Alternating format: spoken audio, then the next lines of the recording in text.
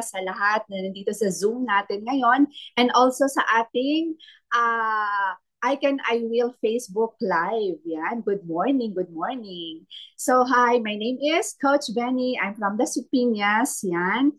Yan po ang aking itsura before Herbalife. Yan, nakikita niyo po. Ako po ay overweight. Yan, ang background ko is akong housewife na tagakain ng tira ng tatlo kong anak. Yan, a mother of three. So, ang ginawa ko lang po talaga nung makilala ko ang Herbalife ay pinilitan ko yung aking almusal at ang aking hapunan. No? At kumakain pa rin ako ng 4 to 5 beses sa isang maghapon. No? Amazing. So, ang gusto ko lang talaga noon ay magpapayat at ang aking mga anak noon ay maliliit pa. Sinasabay ko sila sa almusal. At ang kagandahan din po noon, yung mga anak ko, na maliliit pa na noon, nag-excel sila sa school. Kahit walang tutor, kasi nga, sabi nga sa training natin, yung healthy breakfast o yung breakfast na ating pinapakain sa ating pamilya ay napakahalaga o sa mga bata plays an important role sa isang child's behavior or sa kanilang performance sa school. So, ang galing po. So, ako consistently tinake ko yung ating program, no? Ang ating products, I lost a total of first 10 days, I lost 2 inches and then 4 pounds. Now, I have a total weight loss of 6 inches and 26 incredible pounds. Amazing, di ba? Can you type in naman dyan sa chat box kung kayo po ay nakarelate or may sino po sa atin dyan ang mga housewife na katulad ko, can you type in one sa chat box natin? Yan, para lang po at tayo ay yan. Thank you for typing in one, Coach Melba. O, di ba? Maraming mga housewife dyan sa ating Zoom. So amazing, nakita ko talaga na hindi lang pala ako papayat kasi nung time na yun gusto ko talaga personal development at nakita ko sa Herbalife na meron pala siyang magandang opportunity. So tinake advantage ko rin.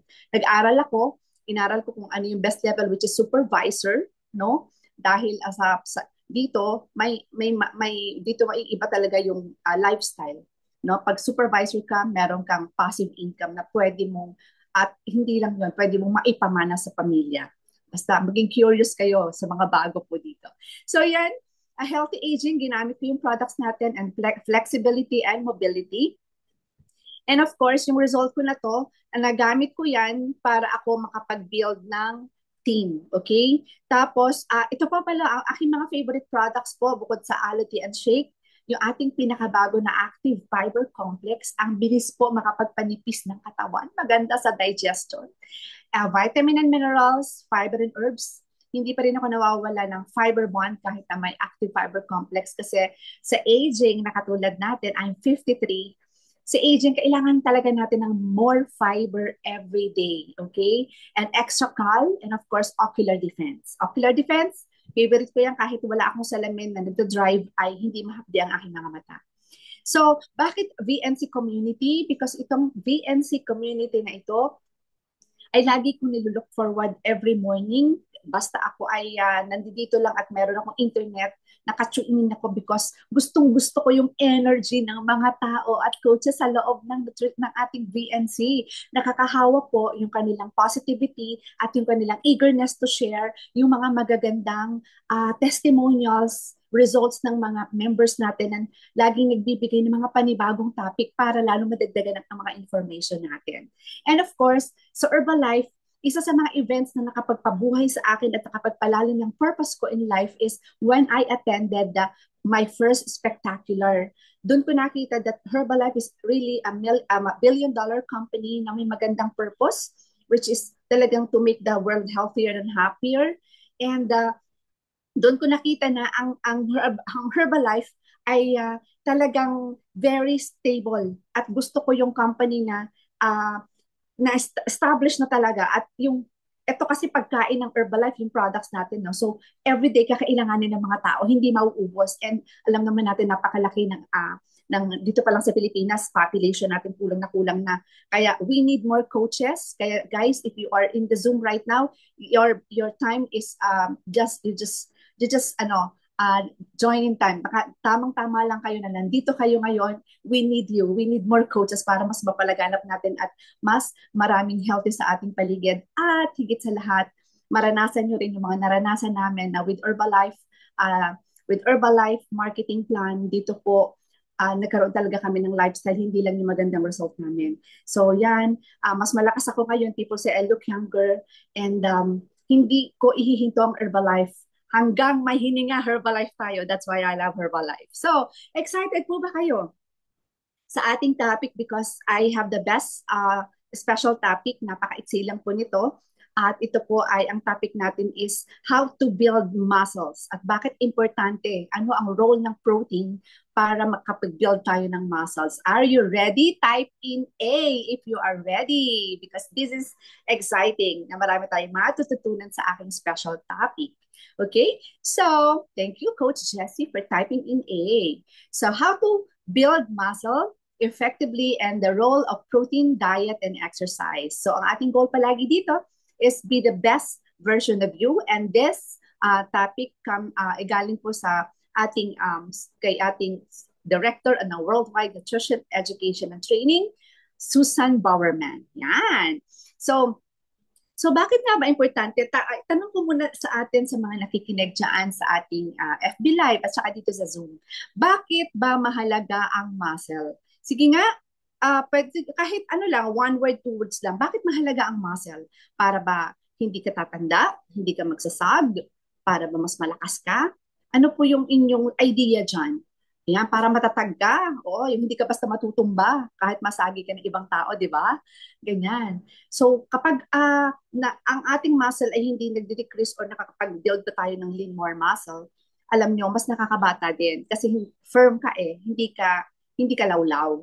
And iba talaga yung energy if ma-maintain natin or makakapag-build pa tayo ng more muscle as we age, right?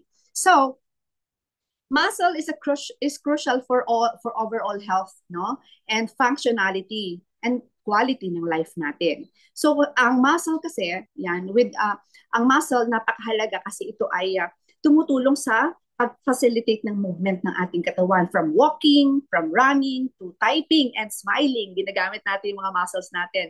Nakakasupport din ito ng positive ng posture at saka stability. Okay? At nakaka-boost din siya ng metabolism. Isa pa, yung strength mo, yung endurance mo, at saka napakaganda sa joint health. So let's proceed to our next slide. Yan, ay excite ako. Yan, alam niyo po ba na ako ay galing sa isang company wellness, sa isang bazaar, 10 p.m., umaga na ako umuwi. And yet, may energy pa ako para mag-share sa inyo ng special topic na ito. Grabe, I love Herbalife talaga. Now, fuel up. Ang isa sa kailangan natin gawin para tayo ay makapag-build ng muscle at hindi ito mag-decrease is kailangan i-fuel up natin ang ating mga katawan o cells natin with carbohydrates. And we need 40% of carbohydrates. And this is daily, okay? So, bakit mahalaga na i-fuel natin ng carbohydrates? Kasi dito tayo, itong carbohydrates nag-fuel sa atin ng energy natin. Kailangan natin ng energy every time, every day. Now, we need also some healthy fats, okay? Pipili tayo, 30% naman ito na healthy fats ang kailangan natin because healthy fats, ito ay good fats, no? Siyempre, kapag good fats, good cholesterol, may growth hormones, at alam naman natin that it will produce more amino acid kapag good cholesterol at merong growth hormones. So, kailangan natin ng more amino acid to help our body na mag-repair ng mga muscles natin. Right? So, kailangan din natin ng protein intake and timing are key, no? 30% ng protein naman ang kailangan natin every day, no? So, ang protein is an essential macronutrient. So, importante po talaga kasi ito, no? To maintain our body tissues, including muscles, skin, organs natin. So, two kinds of protein po tayo meron.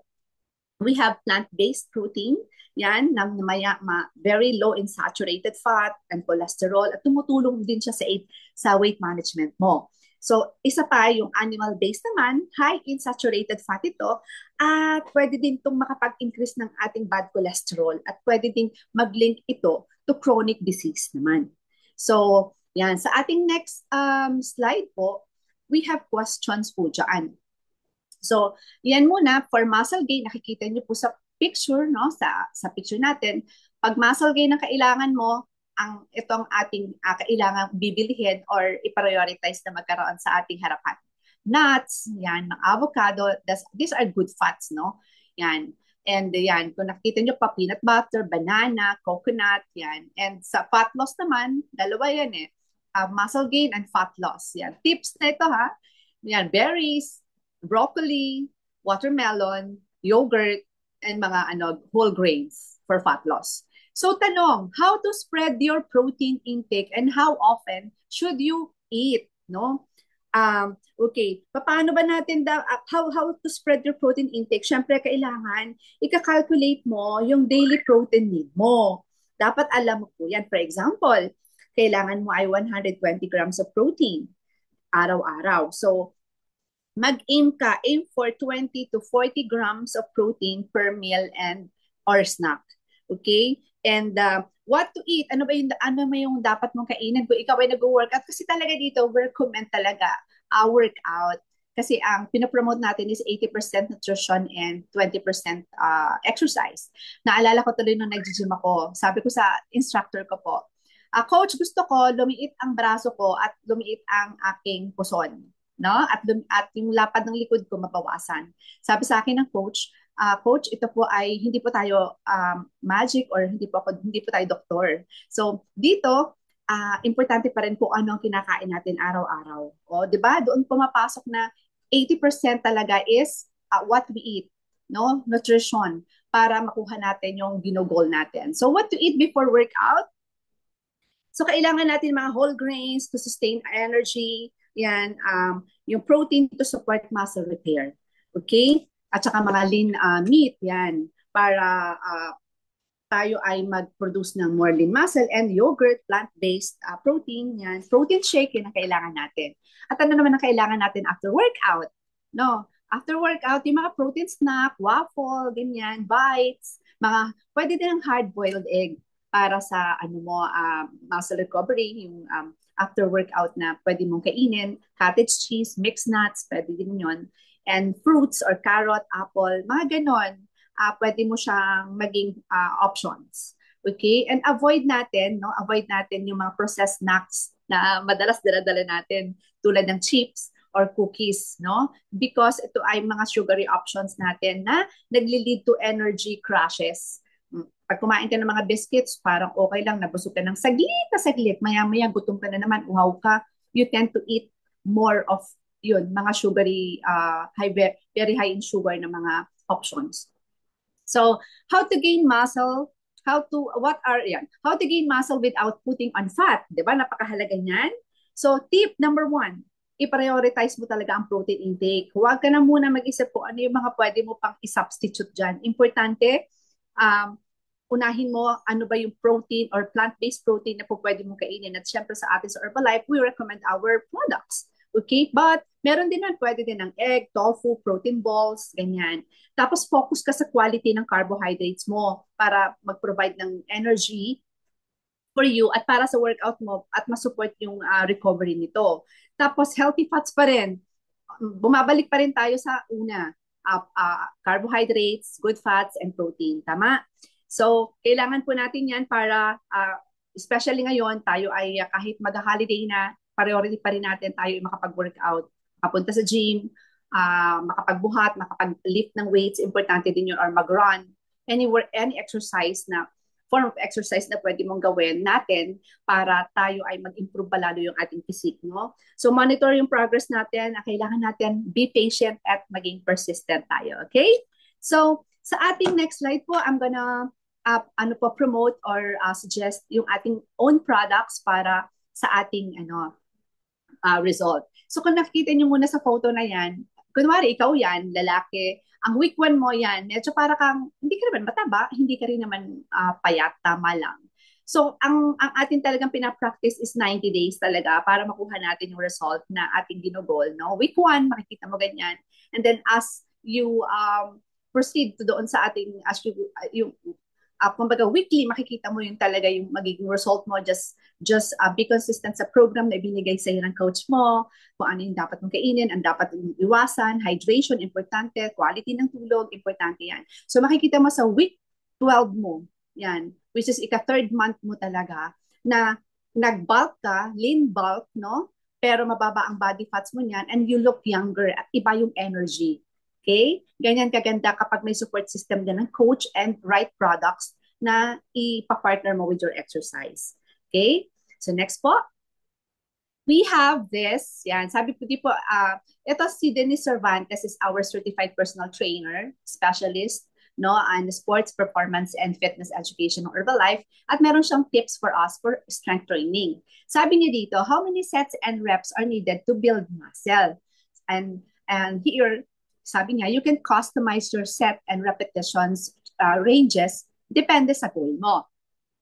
So for example, gusto mo muscle growth, no? So do 3 to 6 sets, no, ng exercise na ipapakita ko mamaya uh, of 6 to 12 repetitions or reps, no? Kung strength naman or power, energy, 2 to 6 sets of ano naman up to 6 reps, no? Ideal for those who want to lift heavier weights, na. Kung muscular endurance naman, kahit babae, nag-goal ng ganito muscular endurance, do 2 to 3 sets of up to 12 reps. Okay? So, how do rest, recovery, and sleep affect your progress? Yan. Sabi dito, our energy levels are impacted by sleep. Totoo po yan. Which also aids in physical recovery and healing. It's recommended that you get 7 to 9 hours of sleep. Okay? Bawi din. So, kapag kulang sa tulog, make time. Gaining muscle is one thing, but maintaining it is another. So to keep the results you've worked so hard to achieve, it is essential to stick to a routine, including a diet rich in muscle building foods and effective exercises. So please show our next slides, and pwede nyo pong, you can take a screenshot. Ito yung mga exercises na pwede natin gawin, pwede mong gawin. Ayan, kapag Monday yan, hindi ko na po babanggitin ng mga exercise that you can do from Monday, Tuesday, Wednesday, Thursday, and then my rest day ka, which is Thursday, Friday, Saturday, Sunday yan. We have 2 rest days in 7 days or 1 week. So, screenshot nyo po para ma-follow nyo kahit sa bahay, pwede natin siyang gawin. No? So, next po, we have our, yan, dito si Denise Cervantes, according sa kanya, protein shakes are extremely convenient. Di ba? Yung, especially our protein shake, it's very easy to prepare at hindi nakakasawa because we have 5 flavors. Di ba? The wild berry, Dutch choco, French vanilla, cookies and cream, and dulce de leche. Making them useful for active individuals, whey protein and plant-based protein such as soy or pea yan, have been shown to most effectively promote muscle growth and recovery by Denise Cervantes. So I'm gonna promote o yun nga po, sasuggest ko yung mga product na makakatulong sa atin para sa ating muscle building or muscle growth. Sa next slide po, you will see, yan. Bakit? Because ang ating F1 shake, nutritional shake mix, yan po, yan ay plant-based protein po. Ang sources, at ito po yung napakaganda kasi busog ka talaga ng 2 to 3 hours. So this is low glycemic index na hindi mag-spike ang sugar mo, at ito ay nakakapag-sustain ng energy na kailangan mo in a day, no? So it has 21 essential vitamin and minerals and very rich in fiber. Ang recommendation ko pa, add ka ng personalized protein powder. Bakit? Because ito ay very high quality protein at merong tong blend, no? Blend ng whey and soy protein isolate yan para complete yung amino acid, and it is fat-free yung ating PPP or personalized protein powder. At isa pa po, we have ito our very own Herbalife 24 Rebuild Strength. Yan. Alam nyo ba, ito ay may 25 grams of high quality protein per serving. Kaya dito talaga ang galing at busog ka talaga at napakasarap pa. Meron siyang whey protein and casein naman. For muscle repair, for carbs recovery, yan. For, ito yung perfect na carbohydrates for recovery. And it has BCAAs or branch amino acids and glutamine para ma-reduce yung soreness. Diba? Minsan kapag first time exercise or paulit-ulit naman, may mga soreness pa rin. If you take po itong ating post-workout meal, the Rebuild Strength, maiiwasan po yung mga muscle pain, no? Yung soreness. Yan, di ba? Perfect? Kaya napakaganda po talaga ng ating products para ma-sustain natin ang ating pag-build ng more muscle natin. So maiiwan ako sa inyo sa ating isang paalala. Yan. Alam nyo, eto yon.